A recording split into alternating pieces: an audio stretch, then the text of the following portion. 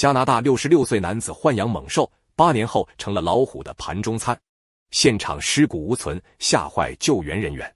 据《每日邮报》报道，2004年，66岁的诺曼布瓦拉对异域猛兽有着近乎病态的痴迷，体型越庞大，脾性越凶暴，就越能满足他的虚荣与欲望。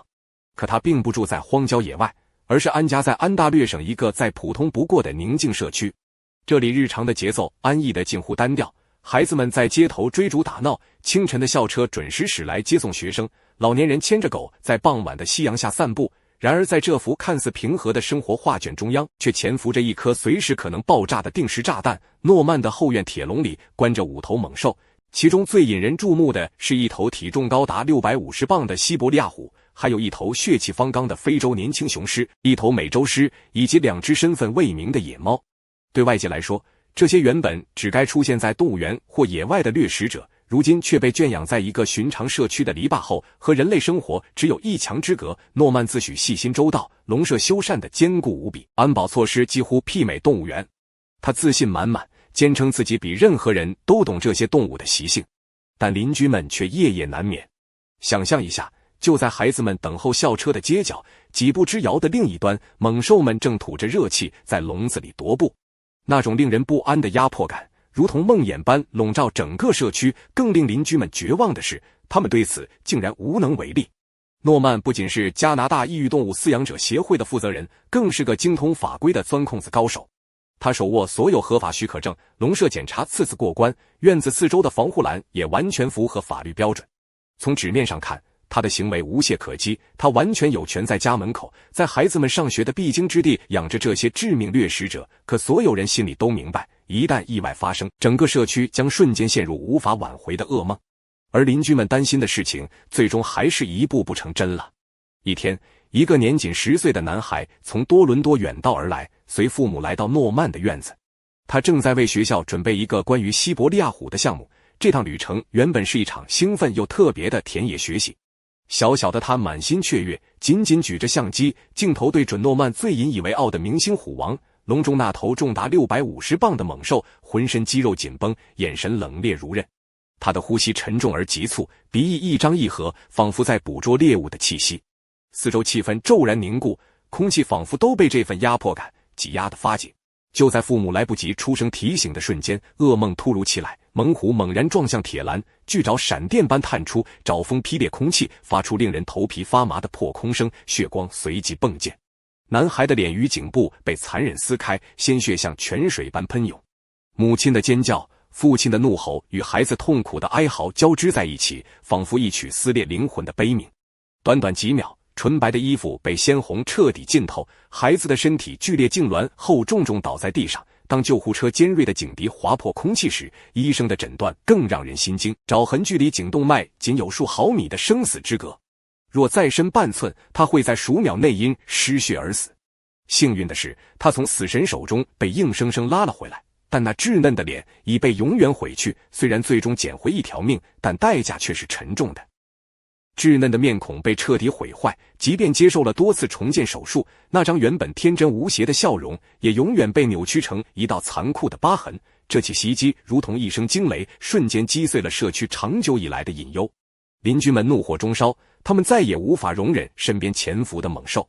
愤怒的居民集体起诉，要求诺曼交出所有掠食者。接下来长达2年的法律争斗，把整个社区拖入了一场无休无止的黑暗角力。每一次开庭都像是一次新的撕裂与绝望。人们原本坚信正义终将站在那个孩子一边，毕竟血淋淋的事实摆在眼前。但接下来的判决却让整个社区愤怒到几乎崩溃。诺曼不仅没有为孩子的重伤承担任何实质性的后果，连那头造成悲剧的西伯利亚虎都没有被没收。原因只有一个，他的饲养行为完全在法律框架之内。换句话说，他是合法的，哪怕那只猛虎已经用爪子撕开了一个孩子的脸。邻居们被迫吞下这口血与泪的恶气，仿佛他们的恐惧与愤怒在冰冷的法律面前一文不值。可这份恐惧并没有随着判决消散，反而在心底越积越深。就在诺曼最后一次出庭的1年后，他再次被传唤上法庭。这一次是因为他竟亲手打开笼子，把那头年轻的狮子放出来，甚至让他在自家后院与他的狗一起玩耍。一位机警的邻居悄悄拍下了几张照片，当作证据递交法庭。照片中，狮子在草坪上昂首而立，犬类在他身边畏缩游走，仿佛随时会成为下一个猎物。这一次，法官再也无法视而不见。诺曼纵然龙舍坚固，检查记录合格，却掩盖不了他的彻底不负责任。幸运的是，那狮子当时还年轻，还没被长期囚禁逼疯，否则后果不堪设想。法院下令要求他转走狮子、美洲狮和另外2只野猫，但令人费解的是，诺曼却依然设法保留了那头曾经伤人的西伯利亚虎。社区的恐惧与愤懑因此愈发高涨，邻居们继续斗争，试图推动安大略省修改法律，禁止私人住宅饲养任何危险动物。他们明白，唯有如此，才能彻底摆脱这只随时可能再次夺命的猛兽。但诺曼并没有停止抵抗，他继续与邻居和法律对抗，一直拖延到2012年5月19日。那天清晨，阳光还未完全照亮社区，诺曼依旧按部就班地开始新的一天，先喂狗，打算随后带他们散步。可在此之前，他走向了后院，那里铁笼里的西伯利亚虎正耐心地等待着早餐。诺曼的笼舍设计看似专业，宽阔的活动区里铺满厚厚的稻草，方便老虎打滚翻腾，四周堆放着原木和轮胎，供它攀爬玩耍。在主活动区旁还连着一个较小的隔间，通过一扇可折叠的铁门与大笼相连。按规章，这个隔间的作用是用肉块引诱猛兽进去，再把铁门落下，让饲养员能在主笼舍中安全清理或维修。若换作动物园，即便不是清节日，老虎的喂食也必须在隔间内进行，且绝不允许任何饲养员亲手喂食或与猛兽共处一室。然而，诺曼从未把这些铁律放在眼里，就像当初他放任狮子在院子里与狗玩耍一样，他深信这头老虎早已被驯服。他的傲慢与自信让他无视危险。那天，他照例端着一盆生麋鹿肉，推门走进笼舍，顺手把门扣上，然后将血迹斑斑的肉盆放到饥饿的虎口前。就在这一刻，他犯下了任何与猛兽打交道的人都不该犯的致命错误。他转过身，把自己毫无防备的后背暴露在掠食者面前，攻击几乎在眨眼之间爆发。老虎猛然扑来，带着瞬间爆发的野性力量，锋利如匕首的犬齿直锁住诺曼的脖颈。年过六旬的他年老体衰，无处可逃，也没有任何反击余地。撕裂声在空旷的铁笼里异常刺耳，血雾瞬间弥漫。老虎不仅咬穿了他的喉咙，几乎直接将头颅咬断。那一瞬间，食槽里的麋鹿肉完全被遗忘。掠食者得到的是比冰冷尸块更诱人的猎物，温热、鲜活、挣扎着的人类。老虎低吼着，把诺曼按倒在稻草里，随即开始吞噬他的身体。整整2个小时，那头西伯利亚虎在铁笼中静静地进食，仿佛世上只剩它与猎物。稻草被鲜血浸透，空气中弥漫着腥甜的气息。它低沉的咀嚼声和偶尔发出的低吼，像一种残酷的背景乐，宣告着笼中主宰的绝对力量。直到诺曼的表妹意外登门，铁门一推开的瞬间，扑面而来的是一幕足以摧毁任何人精神防线的恐怖场景。笼中几乎已无完整遗体可言。诺曼的下半身从脚到胸膛早已被彻底吞噬殆尽，只剩下支离破碎的残骸。那头巨虎抬起头来，鼻口沾满鲜血与碎肉，金黄色的瞳孔在光线下闪着冷冽光芒。这一幕让表妹瞬间崩溃，她的尖叫撕裂空气，随即陷入歇斯底里的狂乱。很快，她被送往精神病院，在镇静剂的压制下连续住了3晚，才稍稍平复。而这场骇人听闻的血案竟然还留下了2点讽刺意味的侥幸。其一，诺曼在进入笼舍前至少记得反锁上铁门，否则老虎极有可能冲入社区，带来更大规模的灾难。其二，长期生活在恐惧与抗议中的邻居们终于等来铁证，证明他们的担忧并非杞人忧天，只是这份证明是以诺曼自己惨烈的死亡为代价。更令人意外的是，这头早已尝过人肉滋味的西伯利亚虎竟然再次逃过处死的命运。诺曼的家人被允许将其出售给一位身份从未公开的私人收藏者。当老虎被运走后，邻居们亲自走进院子，拆除那些令他们噩梦连连的铁笼。但就在拆除过程中，他们毛骨悚然地发现，诺曼竟已新建了2座囚笼。换句话说，在他被老虎吞噬之前，他还在筹划着继续引进新的猛兽。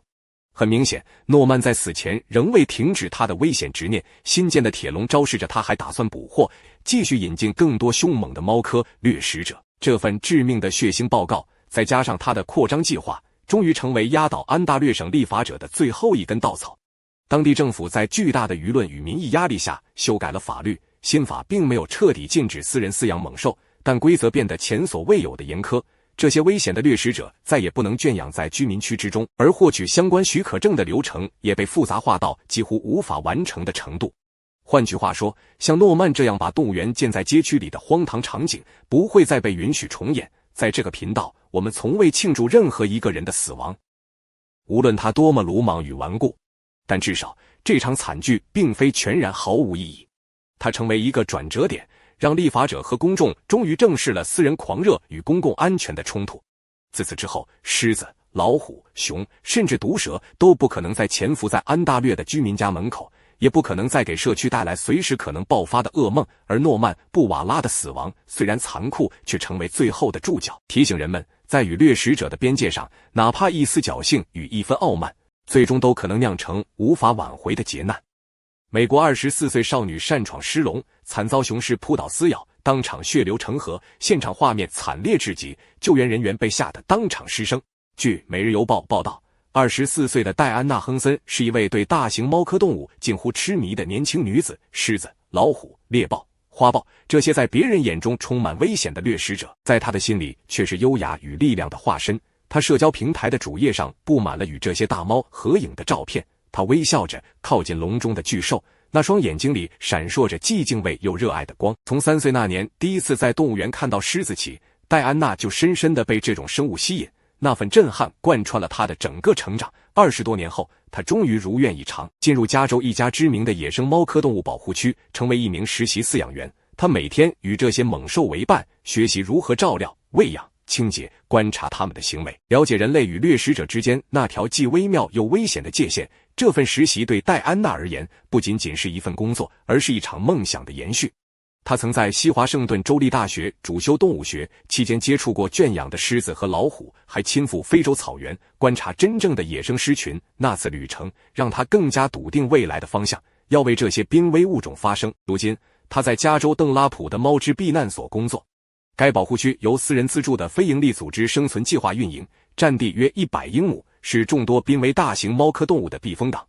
园区内生活着老虎、花豹、猞猁、美洲狮等珍稀物种。这里不仅对公众开放参观，还肩负教育使命。工作人员会带着动物走进校园、社区，向人们传播野生动物保护的重要意义。在同事眼中，戴安娜是个充满感染力的女孩，她总是满怀热情，笑声常在，做事细致认真，对大猫们更是充满温柔与敬意。她喜欢在工作时轻声哼唱，甚至为每一只动物编歌，唱出它们的名字与个性。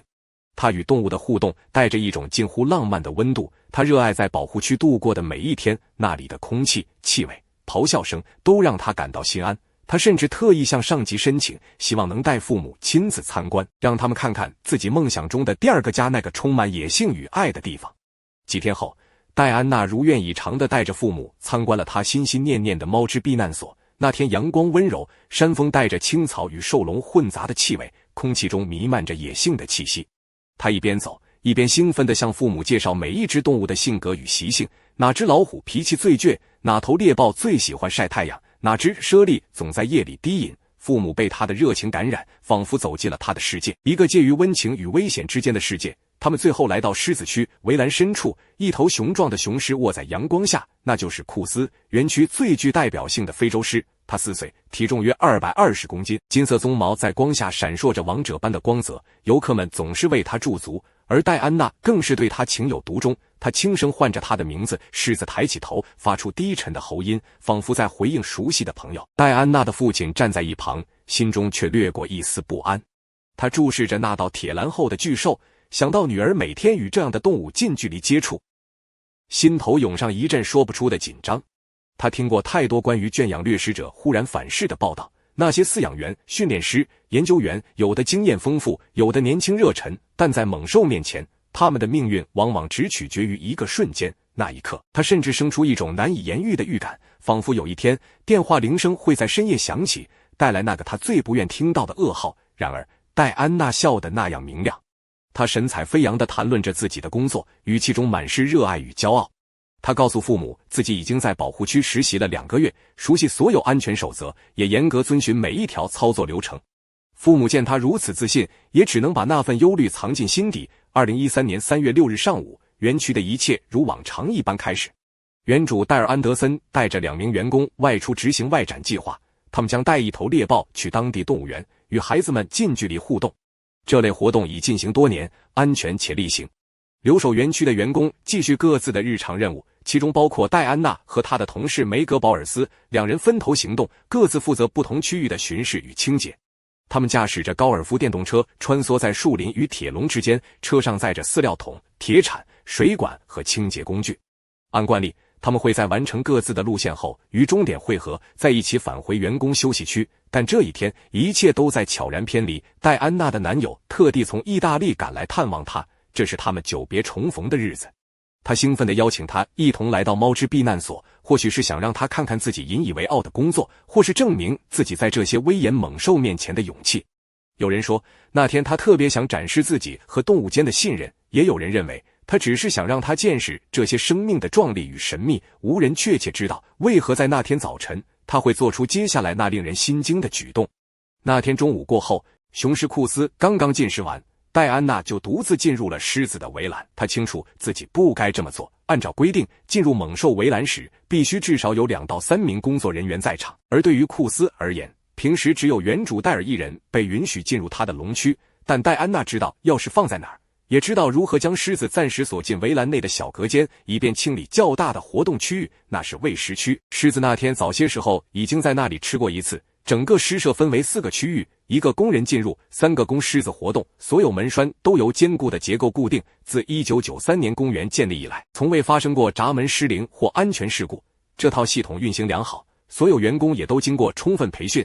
戴安娜开始打扫地面，用铁锹铲起粪便，倒进一个大独轮车里。就在这时，她的对讲机发出滋滋的电流声，是梅格。两人一边聊天一边工作，戴安娜放下工具，边休息边继续交谈。然而她的背对着库斯，她完全没有察觉那道隔开2部分围栏的铁门，她竟忘了关上。她也没注意到狮子正目不转睛地注视着她。库斯看着那扇门，抬起一只巨爪，好奇地拨弄了一下。令他意外的是，门居然动了。他又推了一次，铁门轻轻地荡开了。此刻，他与那名年轻实习生之间只剩几英尺的距离。狮子缓缓走近，兴奋又好奇，嗅着空气，庞大的爪子踏入戴安娜所在的区域。他一步步靠近，对他而言，这只是一场游戏。长期的独居让他早已不习惯与人共享空间。库斯自8周大起就在公园长大，曾经只是一团活泼柔软的毛球，如今却长成一头雄壮的非洲狮，鬃毛蓬松，肌肉结实，气势惊人。然后悲剧瞬间发生，狮子猛然跃起，用爪子拍向戴安娜的头部，她连一声惊呼都没来得及发出，便被击倒在地，当场身亡。那一爪的力量瞬间折断了她的颈椎，她没看见袭击的到来，也没有经历痛苦或挣扎。前一秒，她还在对讲机里与同事说话，下一秒他的生命便戛然而止。对讲机另一头的梅格呼叫他，却迟迟没有回应。他觉得有些奇怪，但以为是信号中断，便继续工作，直到他完成了自己的区域，准备回去与戴安娜会合。但此时，戴安娜和他的高尔夫车都不见踪影。梅格驾驶着车在园区内四处寻找，直到他开到狮子围栏附近，他注意到戴安娜的高尔夫车正停在一旁。他的心猛地一沉，透过围栏，他立刻看见戴安娜倒在草丛旁，静静地躺在地上。起初，梅格以为她只是晕倒了，便大声呼喊她的名字，没有回应。接着，他看见了更让人心惊的画面：雄狮库斯，那头巨大的公狮，此刻正不在他的小隔间里，在他与戴安娜之间，什么障碍也没有。梅格强忍恐惧，尽量用平静的语气对狮子说话，试图把它引离戴安娜的身体，同时迅速拨打911报警。紧急救援人员很快赶到现场，警察们试图用食物引诱狮子进入另一处围栏，以便工作人员接近戴安娜，但努力失败了。库斯变得焦躁暴烈，他守在戴安娜身旁，低吼挥爪，对任何靠近的人都露出防御姿态。他似乎在保护她，或者只是凭着本能不允许任何人靠近。尽管戴安娜已经毫无反应，救援人员仍希望能将她救回。他们此时还不知道她早已在瞬间身亡，他们也不知道到底发生了什么。自戴安娜进入狮笼起，不到30分钟，她死了，而库斯也被弗雷斯诺县警长办公室开枪击毙。接下来，警长不得不拨出那通电话，那通他早已预感却无比惧怕的电话，打给戴安娜的父亲。当消息传来，家人陷入了彻底的崩溃与悲痛，他们无法接受那个热爱动物、充满热情的女孩就这样失去了生命，唯一让他们得到些许安慰的是他死于他所热爱的事业。他的父亲哽咽地说，他可能是瞬间离开的，甚至没有看到那一击到来。这并非一场漫长的挣扎或痛苦的撕咬，他没有受折磨，这至少让家人心里稍微好过一点。至于那天他为何要独自进入狮笼，至今仍是个谜。他的意大利男友从未出面说明是否亲眼目睹了整个过程，也从未透露自己当时是否在场。调查人员最终得出的结论是，围栏两部分之间的连接门并未被牢固锁上。他们向戴安娜的父亲解释了最可能的情形：他在一个关键时刻走神，没有彻底关紧那道门。库斯或许只是出于玩耍的冲动扑了上去，却凭着他天生的力量，一爪便折断了他的颈骨。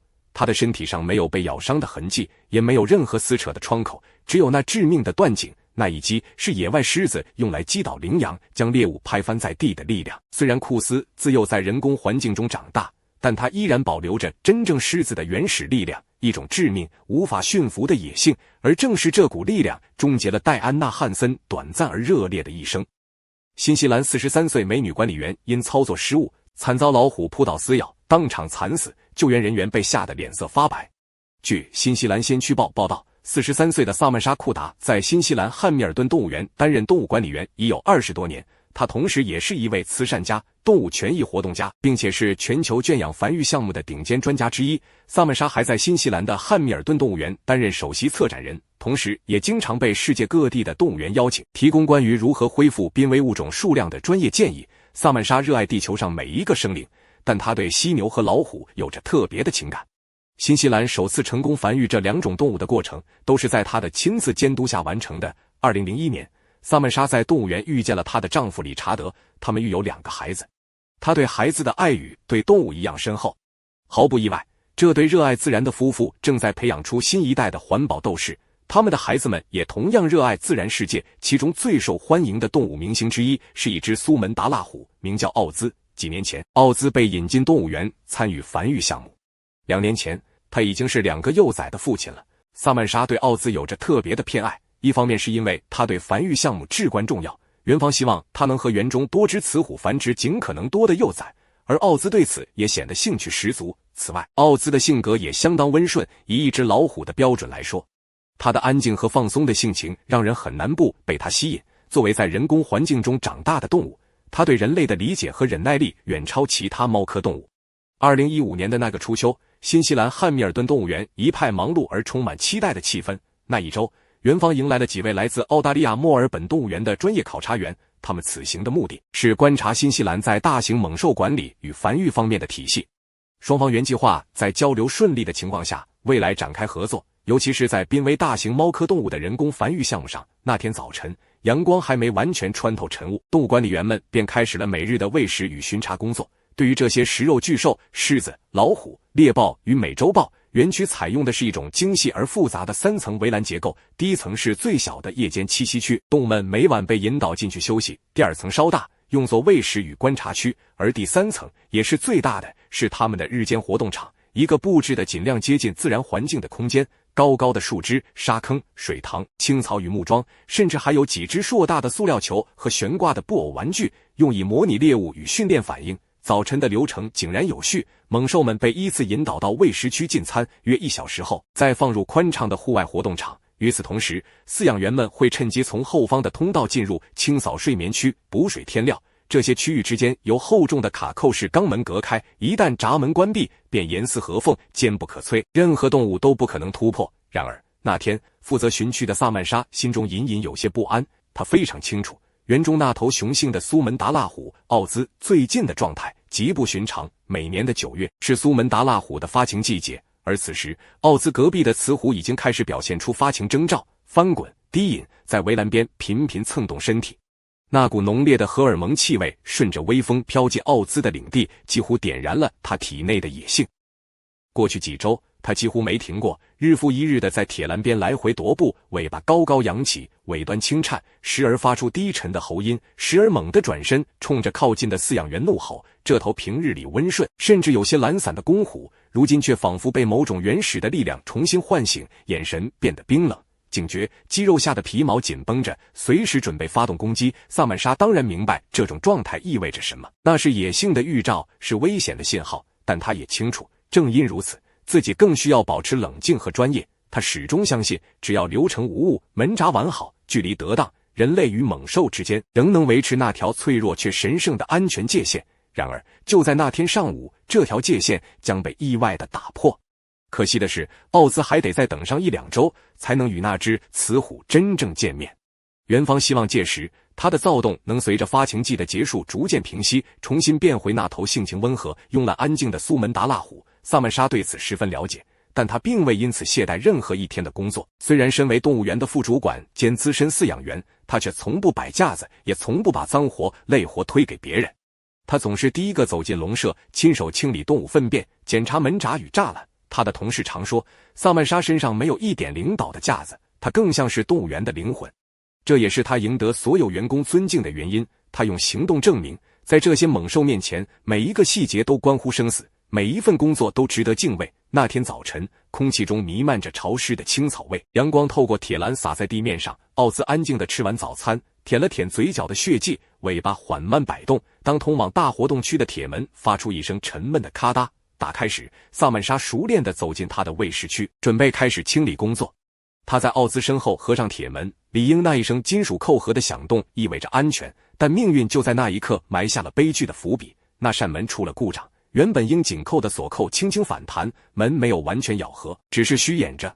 萨曼莎没有察觉，他转过身，背对着那扇门，推着一辆装满小熊猫饲料的手推车，准备从奥兹的睡眠区绕道离开。就在这短短几秒间，奥兹突然停下脚步，他听到了那熟悉的门声，金属碰撞的清脆回响，让他误以为可以自由活动。他下意识地回头，看到那扇门正缓缓重新打开，一缕光线透入喂食区，而那个人类，那个日日喂养他、与他说话的女人，此刻正背对着他，毫无防备。或许奥兹这辈子从未在野外真正猎杀过猎物，但那一刻，原始的捕食本能在体内被彻底点燃，即使肚子已经吃饱，那股由激素与领地意识交织出的躁动与占有欲瞬间爆发。他伏低身体，尾巴微微颤动，肌肉一寸寸绷紧，然后那股沉睡的野性终于被唤醒。对他来说，萨曼莎在那个瞬间成了对隔壁雌虎的威胁，而他必须不惜一切代价保护她。即便那个威胁正是这些年一直喂食他的那个人类。奥兹一开始是试探性地穿过门口，但当他跨越门槛，发现萨曼莎离他只有几步之遥时，他立刻化作一抹橘红色的闪电。他只用了4大步就冲到了他面前。那时萨曼莎还双手扶着手推车的把手，尚未意识到危险临近。奥兹一个优雅的跃起，越过推车扑向他。萨曼莎瞪大了眼睛，震惊地看着这头猛兽从空中扑来，但他甚至都来不及尖叫，任何声音都还没来得及从喉咙中发出。奥兹猛地撞上他，前爪压在他胸口，獠牙直刺喉咙。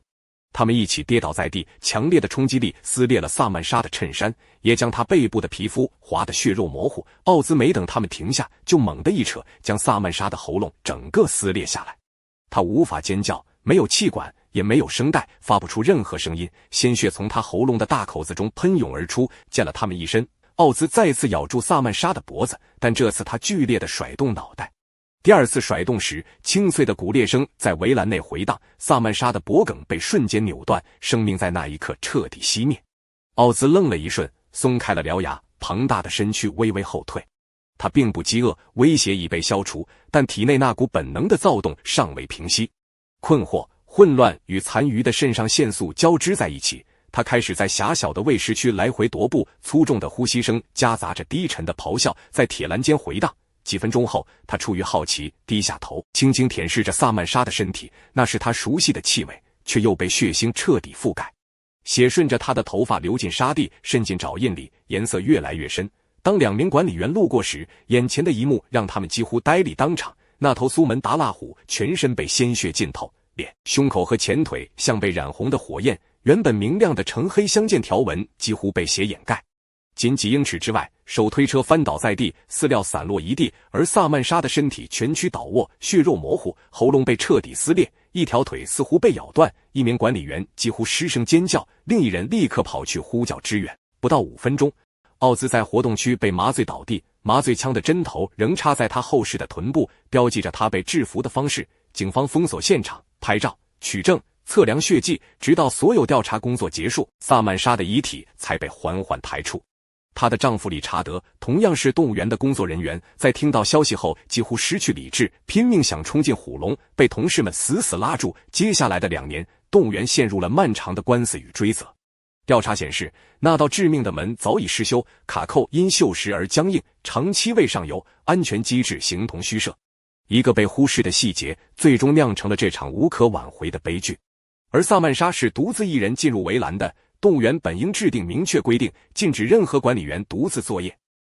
无论照管的是什么动物，尤其是在大家都知道奥兹这几周状态不对的情况下，奥兹并没有吃掉萨曼莎，这足以证明他是出于本能的领地防御行为，而不是猎食。理查德在袭击发生的第2天就辞去了动物园的工作，他实在无法忍受继续待在那个他妻子惨死的地方。但他和数千名请愿者都一致认为奥兹不该被处死，他只是遵循了自己的天性，没有人可以责怪一头动物做出他天生会做的事。然而汉密尔顿动物园确实没有建立合理的设施维护机制，也没有强制员工组队作业，而这2个因素直接导致了萨曼莎的死亡。最终法院裁定，汉密尔顿动物园需向萨曼莎的家属支付20万新西兰元的赔偿金，并必须全面改革其安全、喂养及设备维护系统。为了达到继续对公众开放的标准，动物园还将因此投入数百万元。有一件事是肯定的，萨曼莎一定会支持她丈夫和请愿者的立场，奥兹应该活下去，没有人比他更明白。地球上每一只苏门答腊虎都是珍贵且值得拯救的，萨曼莎库达和老虎奥兹最终都在这场可怕的终极苦难中走向了各自的命运终点。南非72岁保护区原主跨进狮舍欲与雄狮亲近，下一秒惨遭撕咬，拖行数米，鲜血飞溅，惊魂一幕吓坏现场游客。据《非洲时报》报道，30年前，42岁的麦克霍奇和他的妻子克利茜搬到南非，是为了追随麦克对壮丽非洲野生动物的热爱。麦克最钟爱的是其中最威严、最危险的非洲雄狮。不到10年，麦克和克利茜就把他们在灌木丛中的小绿洲改造成了一个真正的野生动物庇护所。受伤的狮子、被遗弃的幼崽以及不少其他野生动物都在这里找到了永久的家园。马雷利动物保护区不仅以普通的野生动物观光项目闻名，更独特之处在于，他们的狮子、猎豹和豹子都生活在园区的中心。有些动物在被救时伤势严重，根本无法回归自然，但多亏了麦克和克利茜，他们被安置在宽阔的围栏里，得以健康的生活，在尽可能接近野外的环境中度过余生。麦克从不是那种训练动物表演翻跟头的人，他比任何人都更懂得野兽的本性，即便是他亲手喂养长大的狮崽，他也从不让其他人单独与他们相处。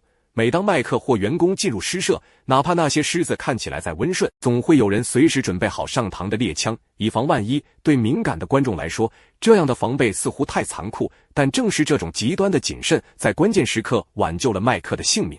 那些他夜里亲手喂养、溪上长大的狮子，从未被低估。游客可以近距离观赏，但绝对禁止喂食或触摸，就像在真正的野外。唯一的区别是，这些狮子由工作人员提供食物，而高高的围栏让游客能比野外观察更近地看到它们。在所有狮子中，象巴是最大也是最受欢迎的明星，它是那窝狮崽中唯一幸存的一个，母狮很可能被其他掠食者杀死。从那之后，麦克和克利茜就开始亲手喂养香巴，用奶瓶哄它，甚至让它趴在膝盖上入睡，以免它夜里嚎叫嘶母。麦克常常为游客表演，走进香巴的围栏，用手喂食，甚至挠挠他耳朵后面，展示猛兽也能温顺的一面。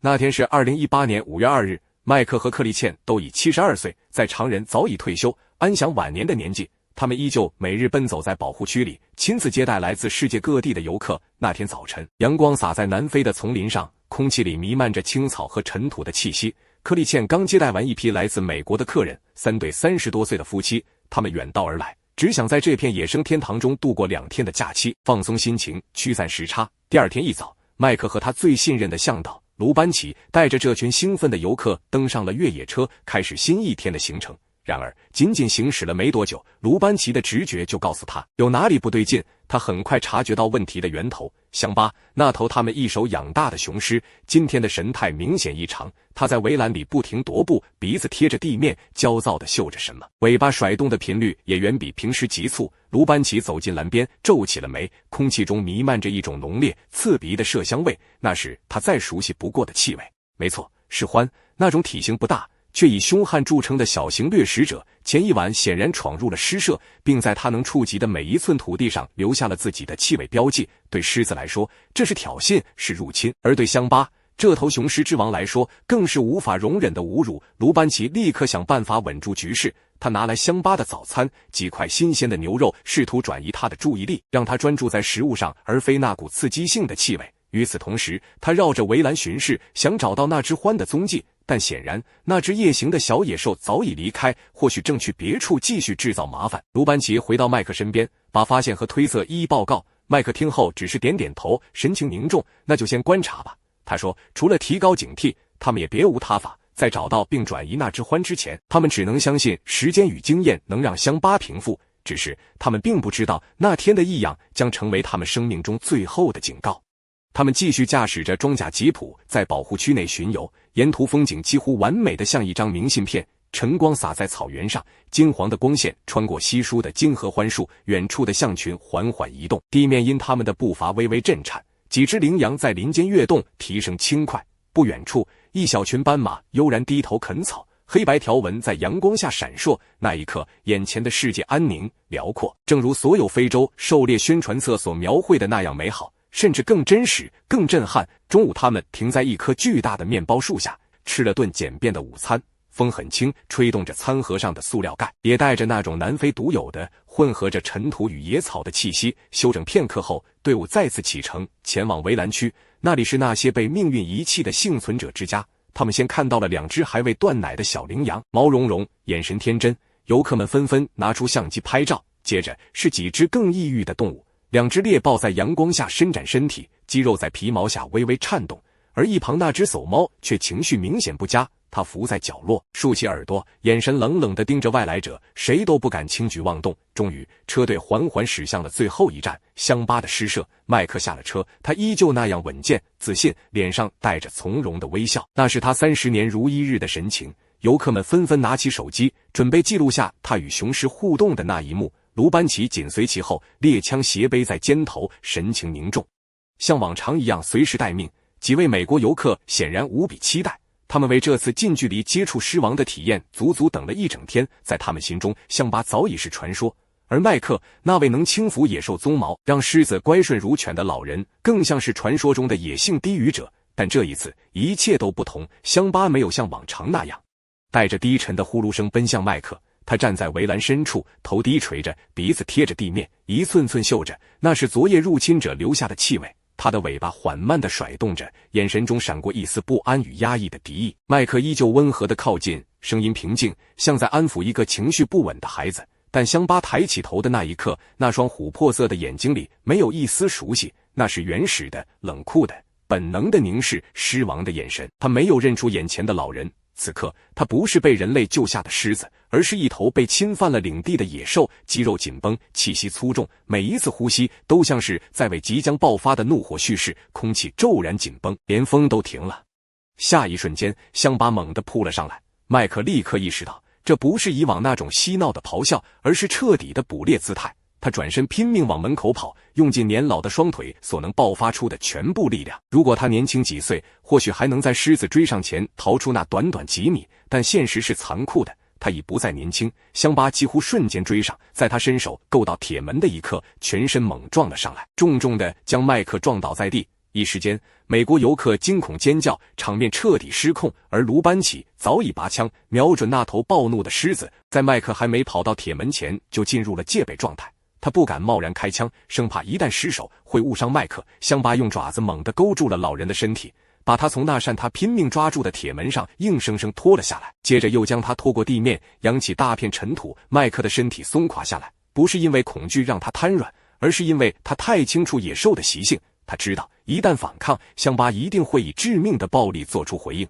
于是，尽管下颚传来灼热的剧痛，背部被利爪撕裂的血肉模糊，麦克依然一动不动，任由自己像个破布娃娃一样被拖行几英尺，甚至不敢发出一点惨叫。如果他能喊出声，那唯一的目的也会是让那些游客安静下来。但恐惧完全淹没了理智，游客的惊叫，还有一名女子歇斯底里的哭声，都在不断刺激乡巴的神经。一片尖叫与咆哮的交织声，让这头狮子彻底陷入狂怒。卢班奇朝天开了一枪警示，巨响震撼了空气。乡巴短暂的被惊醒，松开了麦克。可即便如此，麦克仍然没有动，他静静地躺着，而乡巴则站在他身上方，像在守护猎物般警惕低吼。随时准备扑向任何靠近的人。卢班奇知道这是唯一的机会，再犹豫1秒，麦克就会被撕碎。他没有再多想，抬起枪，第2发子弹精准击中了乡巴的胸口，巨尸猛地后退，发出一声嘶吼，围着麦克转了半圈，似乎还没明白胸口的刺痛意味着什么。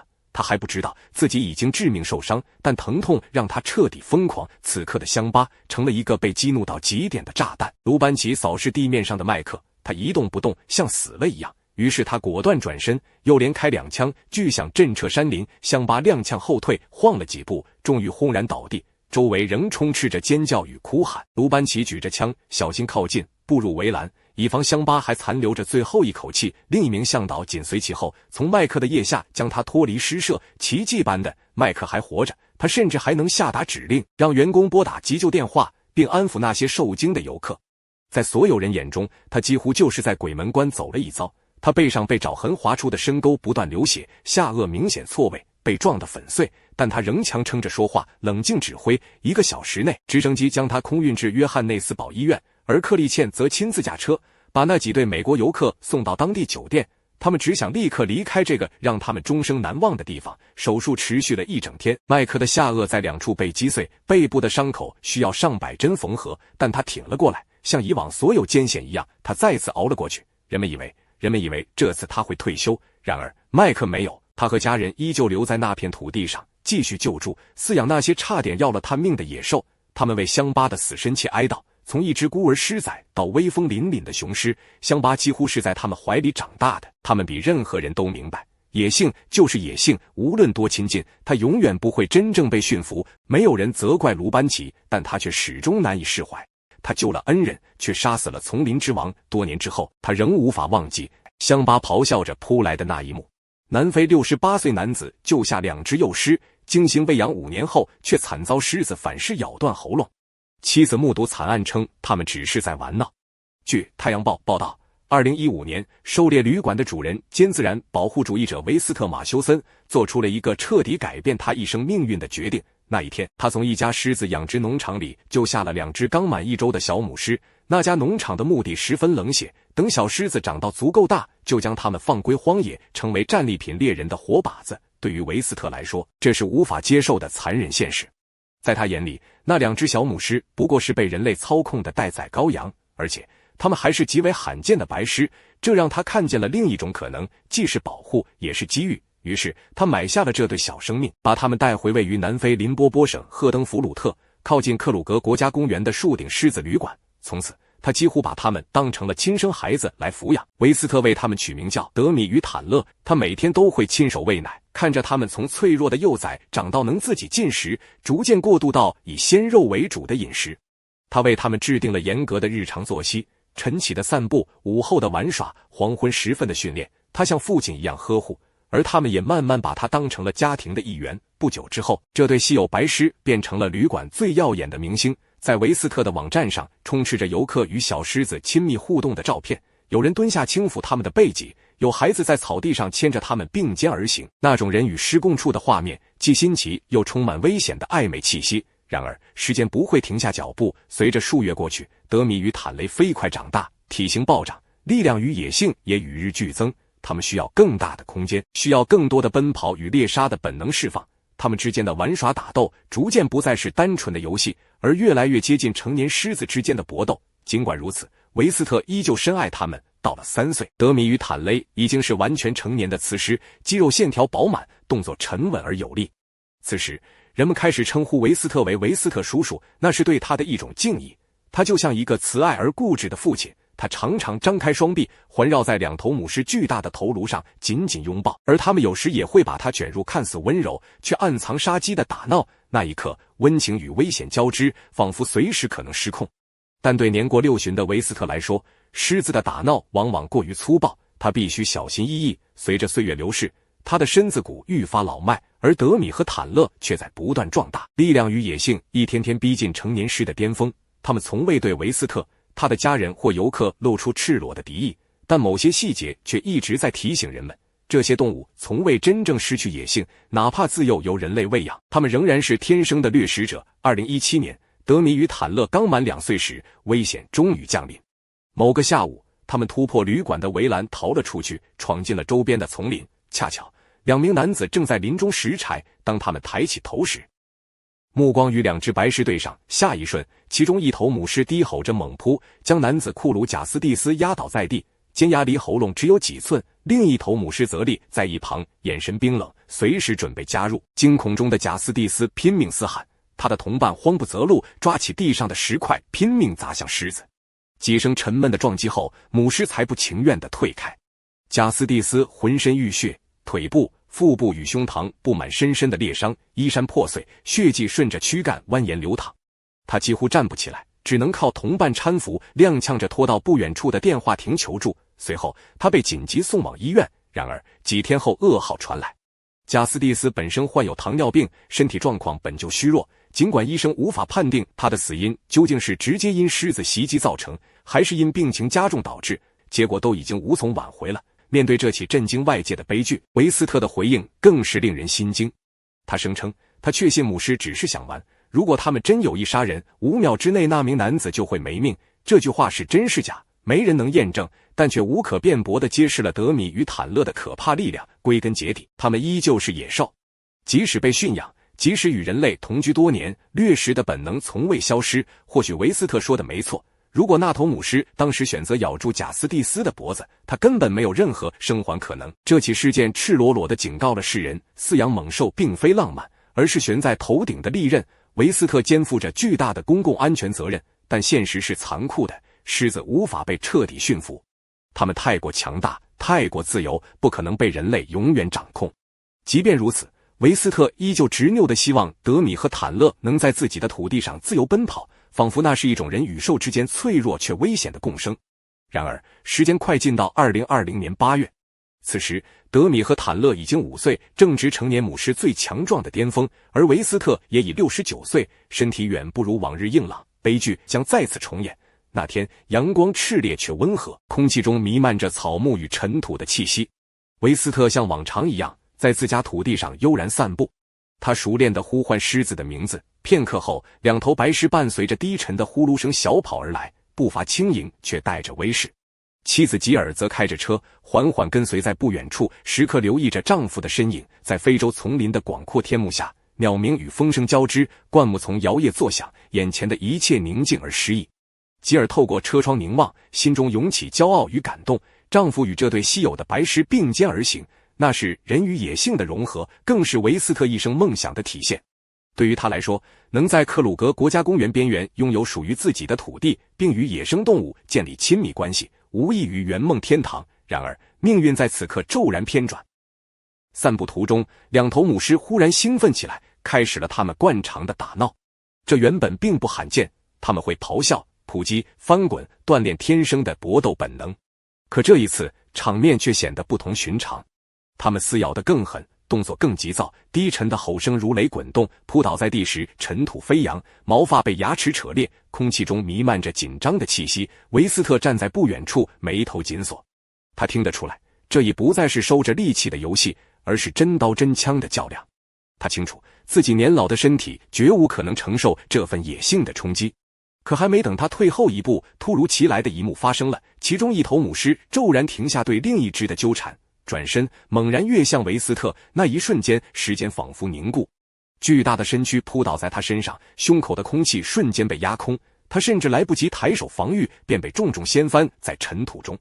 沙粒飞散，狮子的利齿已经撕扯上他的身体，他痛苦的嘶吼，用尽力气呵斥，可是这声命令毫无作用，攻击不但没有减弱，反而更加狂乱。车内的吉尔瞬间心凉，她见过无数次丈夫与狮子玩闹，甚至拍下过温馨的画面，但这一次她知道这是彻底失控的猎杀。她疯狂按响喇叭，尖锐的鸣声撕裂空气，她探出窗外嘶喊，声音因恐惧而破碎。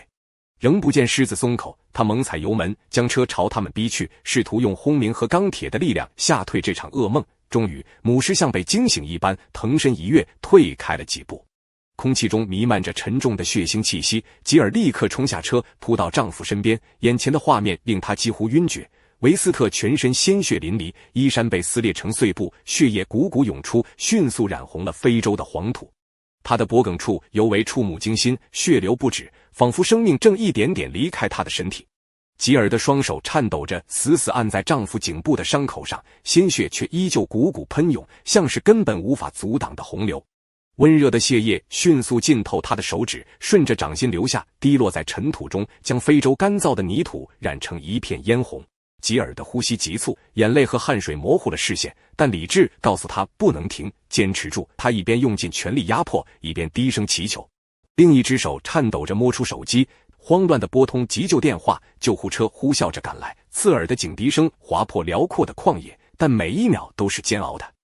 等到医护人员冲到现场时，情况已无可挽回。维斯特的呼吸逐渐变得浅弱，眼神也在妻子怀里慢慢失去焦点。最终，他的头轻轻偏向一侧，彻底沉寂。这一切发生得太快，快到让人来不及理解。最终通过尸检发现，维斯特是在一次有力的咬合，母狮锋利的牙齿切开了颈动脉，造成了无法逆转的致命伤。短短几秒钟，血液已将生命带走。转瞬之间，那个被人们亲切称作维斯特叔叔的慈爱老人，那个与狮子同眠、与大地为伴的自然守护者，就此离开了人世。而最讽刺的是，带走他生命的正是他亲手从襁褓中养大的孩子。悲剧就此落幕，他的一生与心血在这片他深爱的土地上画下终止符。噩耗传来，家人们痛不欲生。他不仅是4个儿子的父亲，更是6个孙辈眼中的慈祥祖父。面对无法接受的失去，他们却一致要求不要伤害狮子，那不是他希望的。他的儿媳特丽玛修森哽咽地说，他坚信这2头母狮只是玩得太激烈，根本没意识到自己拥有怎样的力量，只是一次无心的咬合，却造成了致命的后果。这或许并非恶意的攻击，但最终还是酿成了无法挽回的灾难。最终，德米与坦勒被麻醉运离了维斯特的庄园。在哀悼失去挚爱的同时，家人也因狮子的离开而再次感到心碎。他们过去5年几乎是维斯特生命的全部，如今的失去无异于再次失去一个念想。2头母狮被送往濒危物种保护中心，家人表示他们将被安置在最适合的环境中生活。尽管告别挚爱总是痛苦，但家人多少获得了些许慰藉。维斯特离世时，正在做着他最热爱的事，与自然为伴，和心中挚爱的狮子相伴。他死在了自己的梦想里。然而，只要人类依旧与这些强大的顶级掠食者共处，维斯特马修森就绝不会是最后一个迎来悲惨结局的人。加拿大36岁母亲带娃露营，突遇美洲狮疯狂袭击，母亲拼死搏斗救下孩子，自己却倒在血泊中，救援人员吓到腿软。据《环球邮报》报道，36岁的辛迪·佩罗林不仅是一位职业女性，更是一位勇于探索的母亲。她热爱带孩子们远离喧嚣，走进旷野，感受大自然的辽阔与野性。他们的家在普林斯顿，一个位于温哥华以东约120英里的矿业与牧场小镇。这里山岭绵延，荒野广袤，是猎人和探险者的天堂。但在这片壮丽的天地之间，也潜伏着随时可能出没的猛兽。1996年8月19日，辛迪带着3个孩子出发，踏上一段看似寻常却命运多舛的露营之旅。他们骑马深入西米尔卡米恩山谷的腹地，在巍峨的喀斯喀特山脉投下的阴影中前行。一路上，岩石嶙峋的山脊、苍翠欲滴的松林和清澈蜿蜒的西米尔卡米恩河交织成一幅壮丽的荒野画卷。头顶，鹰隼盘旋，林间，鹿群奔跃。大自然仿佛以最纯粹的姿态欢迎着辛迪一家的到来。然而，暗影之中悄然潜伏着北美最狡猾、最冷酷的猎手——美洲狮。他们静静窥视着闯入者的行踪，耐心等待属于捕食者的时机。辛迪的目的地是一个与世隔绝的营地，那里正有她的丈夫和另一个儿子在等待团聚。她或许以为这趟旅程将是一段充满温馨和冒险的家庭回忆，却没有预料到命运已经在暗中改写，眼前的这片旷野即将把他们推入一场血与火的生死考验。孩子们兴奋不已，一路上他们的笑声此起彼伏，清脆的马蹄声与晨间鸟鸣交织在一起。辛迪骑在最前方，神情轻松。狩猎季节时，他总会将猎枪挂在马鞍旁，以防不测。但那天距离狩猎季还有几个星期，他便将枪留在了家中。阳光逐渐攀升，空气中弥漫着清新的松枝香味，一切似乎完美无瑕。然而，危险往往在最宁静的时刻骤然降临。当他们转过山道的一处弯口时，辛迪的坐骑忽然猛地顿住，前蹄重重刨地，死活不肯再往前。他低声安抚，抚拍着马儿颤抖的颈项，试图让它平复。但异常随即蔓延开来，其他几匹马也几乎同时停下，甩动着头，鼻翼大幅张合，发出低沉的喷气声，甚至焦躁的踱步。马的本能从不会无端示警。辛迪的心头骤然涌起一丝寒意，他环顾四周，视线掠过风中摇曳的草丛与稀疏的松林，却未见任何异常。风声依旧轻柔，鸟鸣似乎也戛然而止，止于下令人窒息的寂静。空气中浮动着一种肉眼看不见却让人汗毛倒竖的紧张气息。突然，灌木丛猛然剧烈晃动，一道棕黄色的身影宛如闪电般扑了出来。那是美洲狮，他双眼猩红，散发着嗜血的光芒，死死锁定队伍中最弱小的目标6岁的史蒂芬。伴随一声低沉的嘶吼，猛兽猛然腾空而起，肌肉绷紧如弓弦，扑击带着令人绝望的力量。幸好他的第一扑稍有偏差，尖牙狠狠咬住了马的颈部，惊骇的坐骑随即重重摔落在地。马儿痛苦嘶鸣，四蹄疯狂蹬踢，鲜血如泉般喷涌，溅满了草丛。美洲狮翻滚着迅速起身，身影灵巧而致命，他的目光再次锁定那惶恐无助的小男孩。下一扑已经是死亡的逼近，这一次美洲狮的利爪准确无误地落下，鞋子与袜子被瞬间撕裂，锋利的爪尖划破孩子稚嫩的小腿，鲜血迅速渗透不料，染红了尘土。受惊的马群彻底失控，尖锐的嘶鸣声在山谷间回荡，宛如一声声凄厉的警报。就在混乱之中，一匹受惊的坐骑猛然扬起前蹄，将史蒂芬直接掀翻在地，随后拖着尘土狂奔而逃。转瞬之间，哭喊声与马蹄声交织，美洲狮如同一团死亡的阴影猛扑而上，瞬间将小小的身影压在身下。6岁的孩子拼命挣扎，双腿胡乱蹬踢，却根本无力摆脱那如铁箍般的压制。他的獠牙距离喉咙仅有寸许，史蒂芬绝望的尖叫声划破空气，如同刀刃割裂了所有人的心。放开他！辛迪嘶声吼出，他的声音几乎撕裂喉咙。母亲的怒火在刹那间彻底点燃，他没有一丝迟疑，猛然从马背上纵身跃下，双手死死攥住一根粗大的树枝，他高举过顶，带着近乎疯狂的力量朝猛兽的脊背砸去。沉闷的撞击声震耳欲聋，树枝在冲击下不断碎裂，木屑四散飞溅。